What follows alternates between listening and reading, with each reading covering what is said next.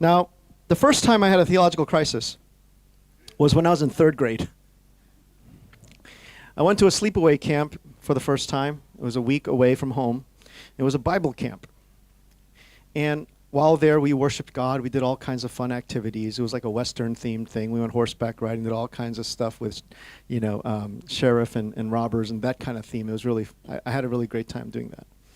But there was this one moment when one of my cabin mates, one of our fellow campers, another 3rd grade boy, he came up to me and he said, "Daniel, when were you saved?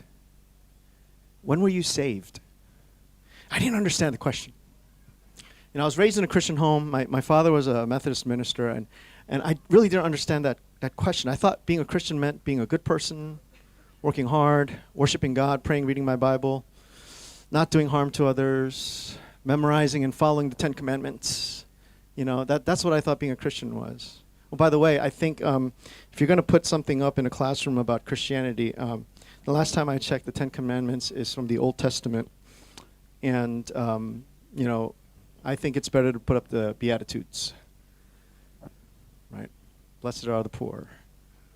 Blessed are the meek, right? Those kinds of things.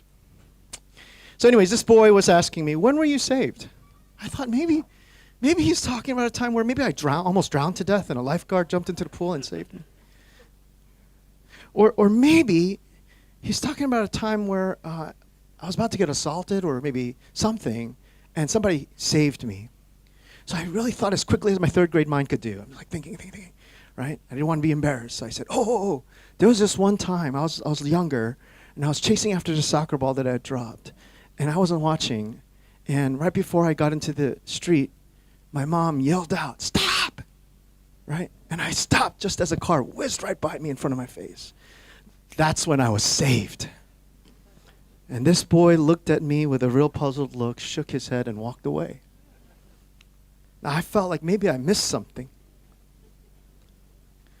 What I didn't realize at that moment is that he was asking me, when was that moment, the day and time that you gave your life to Jesus Christ, said the sinner's prayer to get saved?